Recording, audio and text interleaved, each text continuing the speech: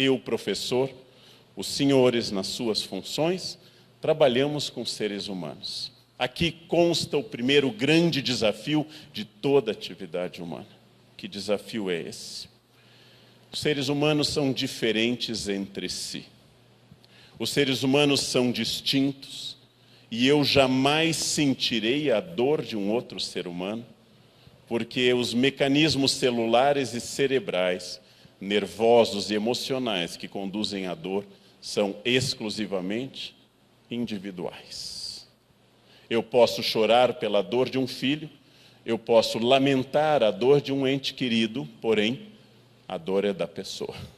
Eu jamais sentirei essa dor. A dor pertence a cada um.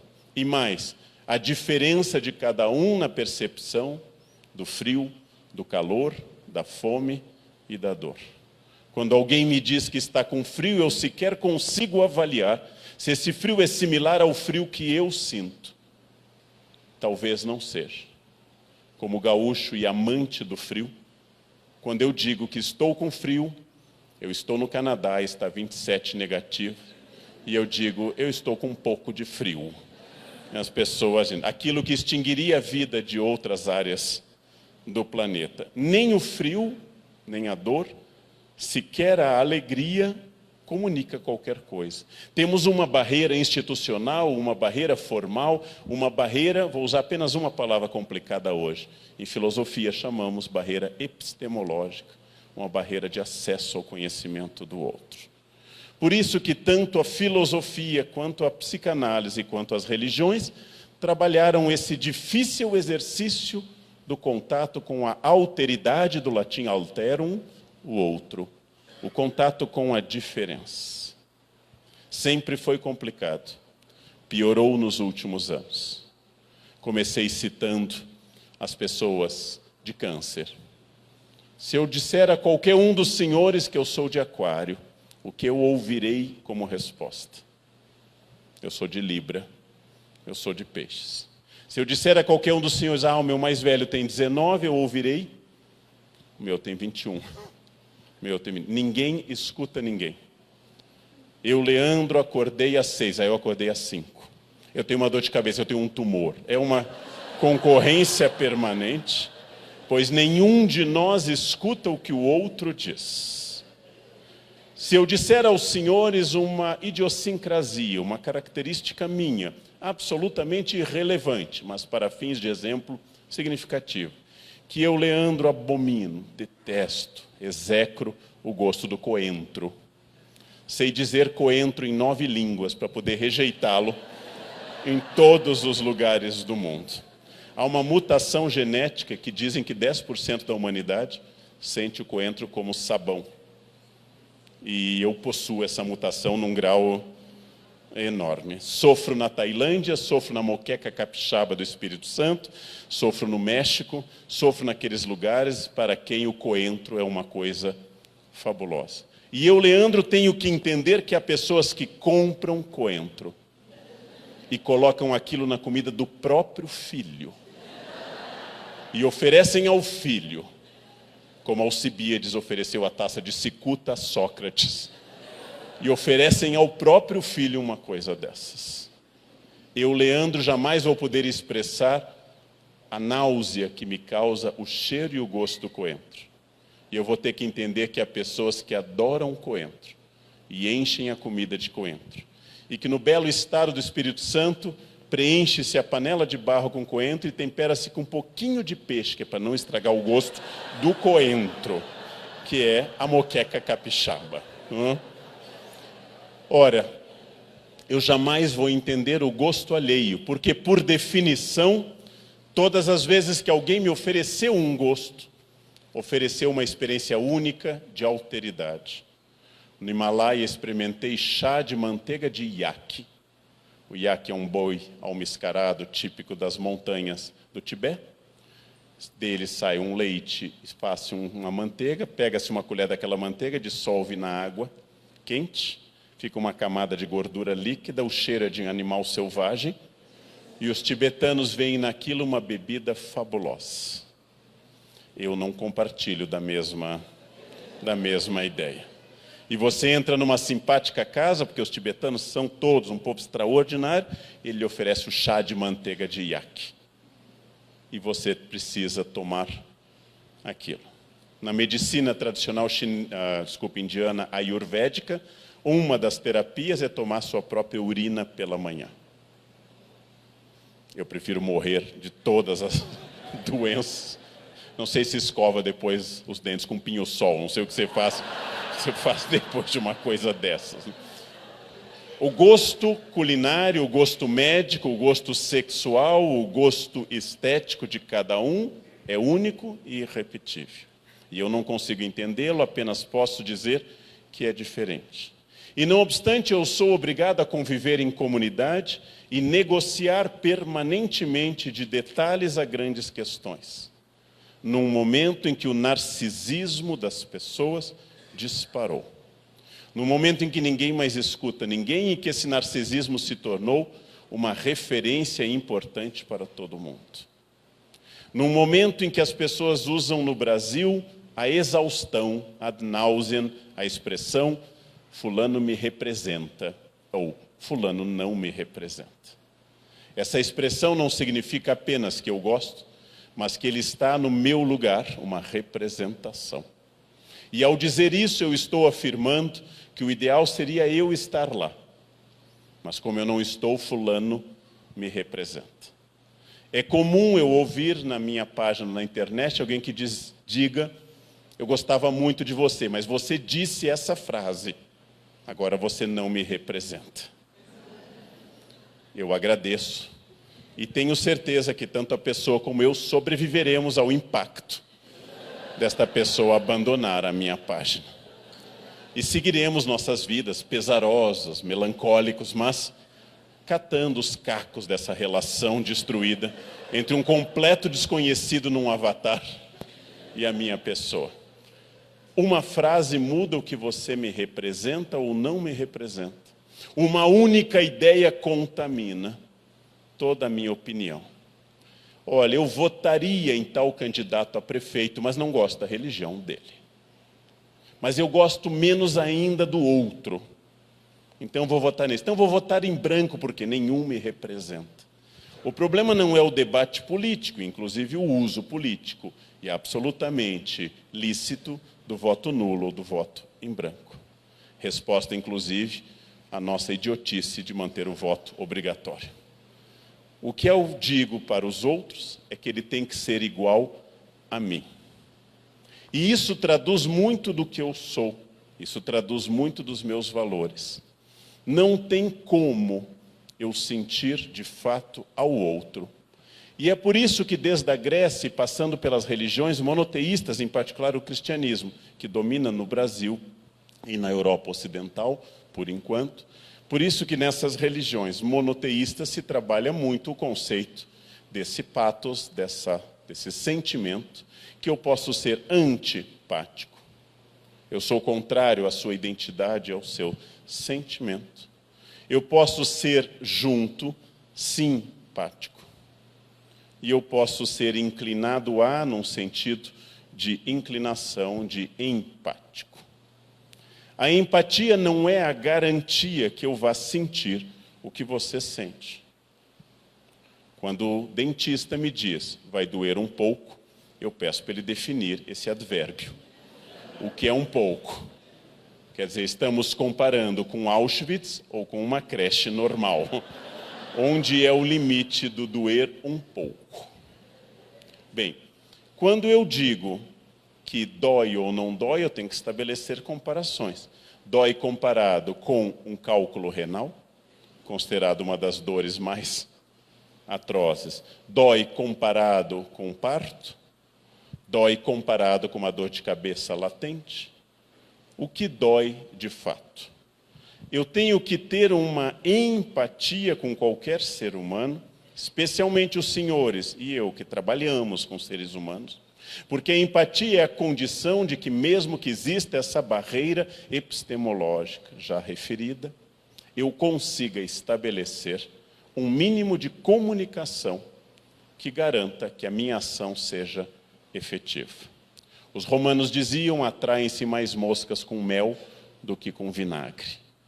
A primeira função na nossa cultura é estabelecer a empatia através do olhar franco, nos últimos anos através de um sorriso, eventualmente de um aperto de mão. No Brasil, nós tocamos mais do que na Europa. É um misto da nossa herança portuguesa, indígena e africana, que nos torna mais afetivos do que, por exemplo, norte-americanos e alemães. Brasileiros, com frequência, conversam com os outros tirando coisa do ombro, catando fios, não no meu caso, mas catando fios de cabelo dos outros, espanando caspa dos ombros e assim por diante. Nós, brasileiros, tocamos muito. Isso, inclusive, causa uma interpretação problemática, às vezes, no exterior. É comum, em outros lugares da Europa, onde eu morei, ou nos Estados Unidos, haver um afastamento maior.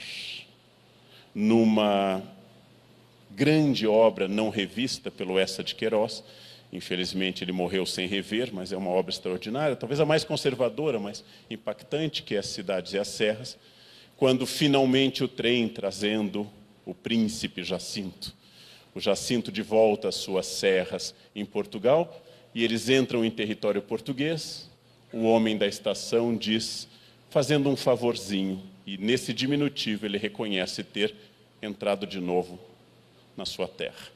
Nós, brasileiros, herdamos essa característica do diminutivo. Ela contém muitas coisas da nossa cultura. Por exemplo, espera um pouquinho, pode ser qualquer momento entre agora e a segunda vinda de Jesus. Isso é espera um pouquinho. Essa é uma característica nossa. Eu já fiz uma reflexão baseada num linguista, o Richard Morse. Eu já apliquei prova no Brasil inteiro, e no Brasil inteiro, terminado o tempo da prova, eu digo às pessoas, entreguem. E todos os alunos brasileiros, sem exceção, dizem a mesma coisa que os senhores sabem no nosso inconsciente coletivo. Só mais um pouquinho. Significa, eu não entregarei. Porém, ao dizer só mais um minutinho, só mais um pouquinho, eu estou negociando através do diminutivo, com simpatia e com sorriso. Um alemão, etnia do qual vêm meus antepassados, entregaria. Um francês organizaria um sindicato, dizendo que o tempo dado para a prova é insuficiente e que a pessoa precisa rever as questões. Um alemão entregaria, um norte-americano provavelmente entregaria. Nós não entregamos, porém não enfrentamos a autoridade. Espera um pouquinho significa, eu vou continuar fazendo a prova. Porém, eu não vou dizer a frase do enfrentamento, vem pegar se você for homem. Eu não vou dizer a frase do enfrentamento, porque há a hipótese do professor ser homem e vir pegar. Nesse caso, espera um minutinho, é uma negociação, que a gente usa sorrindo. Você estacionou em cima da faixa de segurança, só um pouquinho. Você está atrasado? Eu estou um pouquinho atrasado.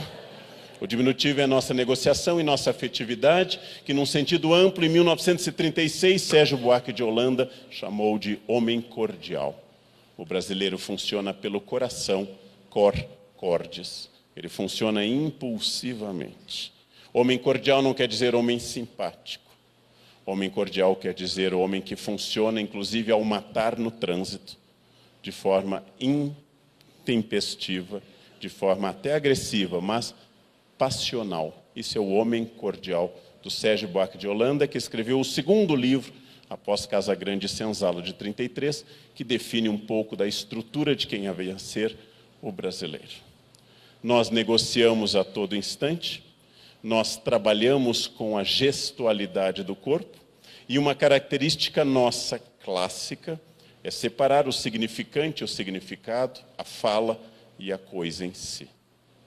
Nós temos quase que uma parede opaca entre mim e o estrangeiro, porque a maior parte dos estrangeiros, especialmente de áreas como o norte da Europa ou da cultura protestante nos Estados Unidos, funde significado e significante, ou seja, o que eu digo vai acontecer. A fala brasileira é uma fala alegórica e metafórica. Vou usar agora o erro comum da nossa pátria, vamos se ver.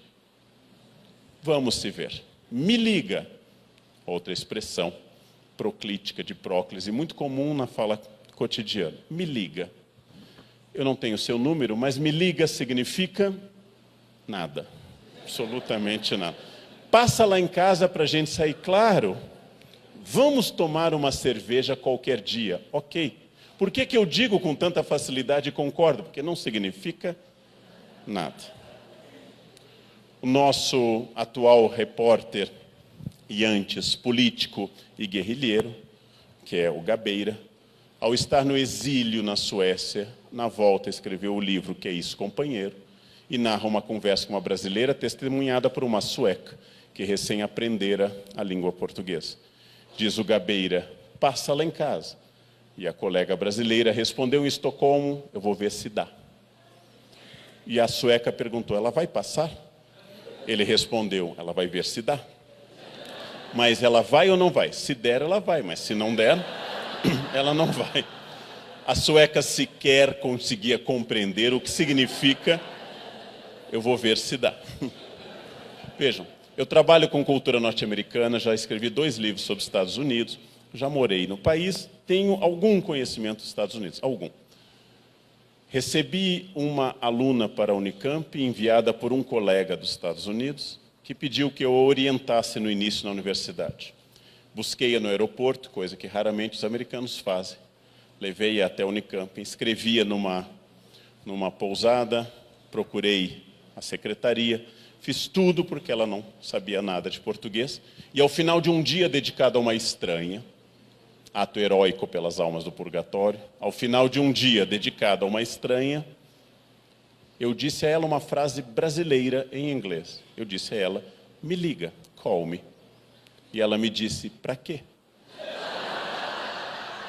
A primeira coisa que me vem à cabeça é, sua vaca. Passei o dia dedicado a você. Não saberia nem dizer your cow, né?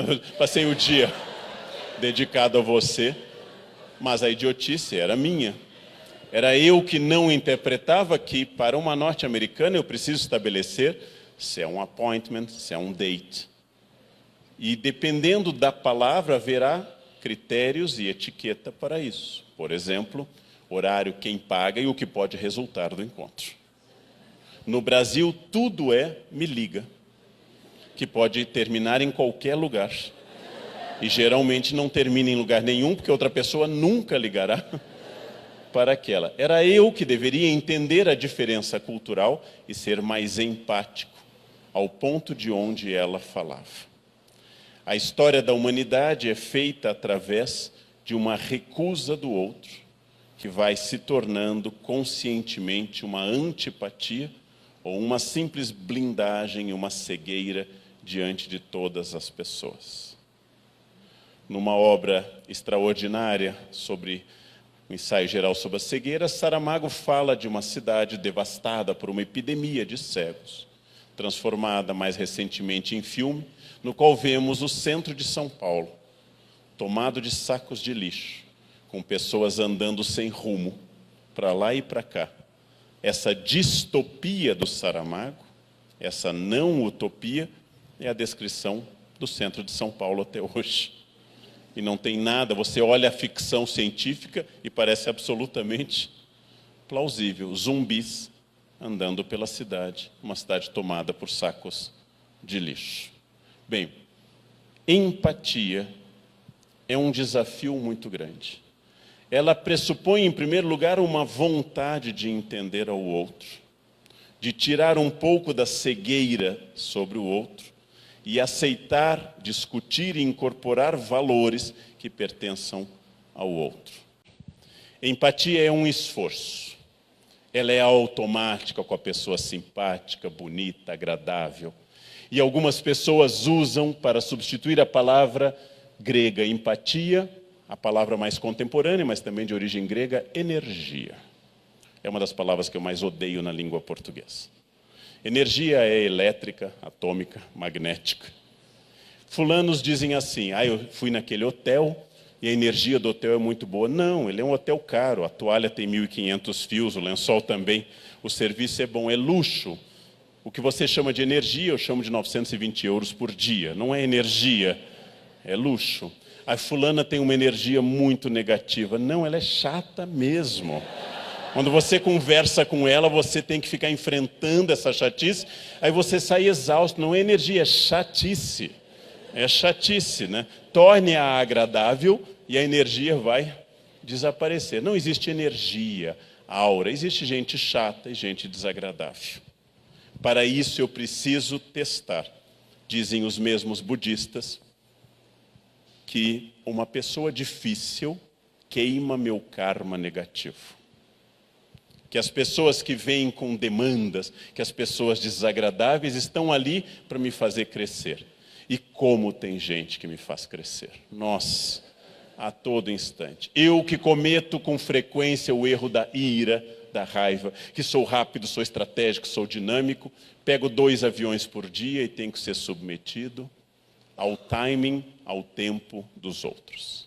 Passando pelo exame dos raios-x, a pessoa passa na minha frente, é o celular, apita e ela volta.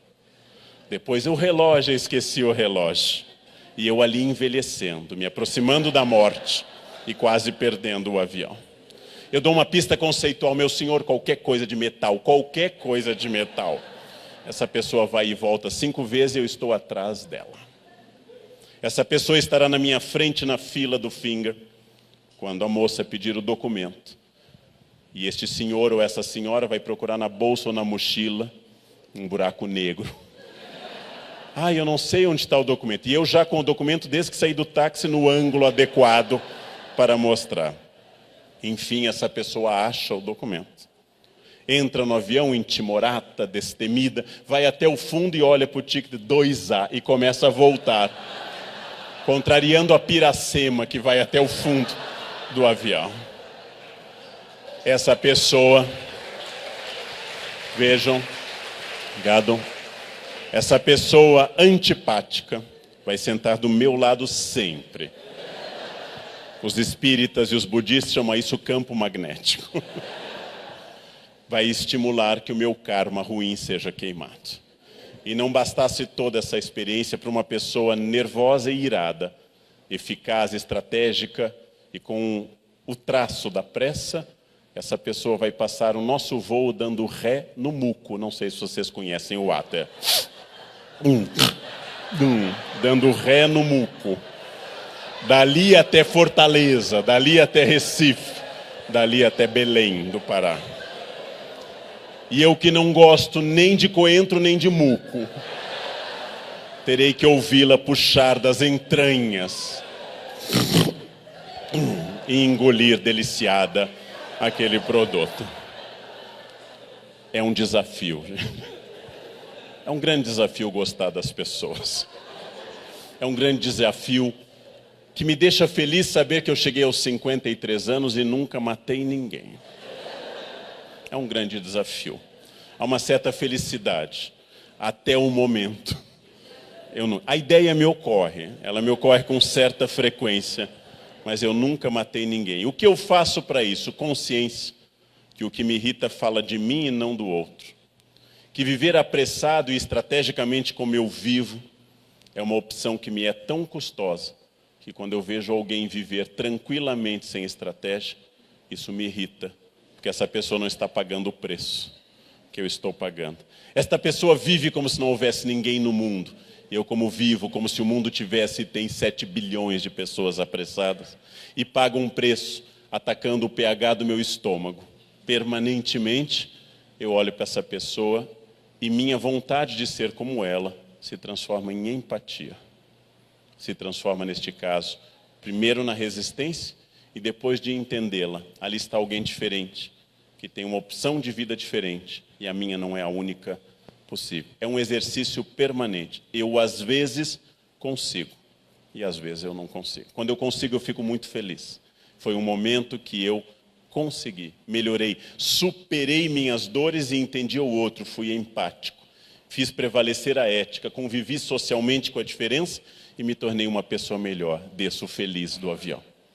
Às vezes eu não consigo e tenho um ataque com essa pessoa.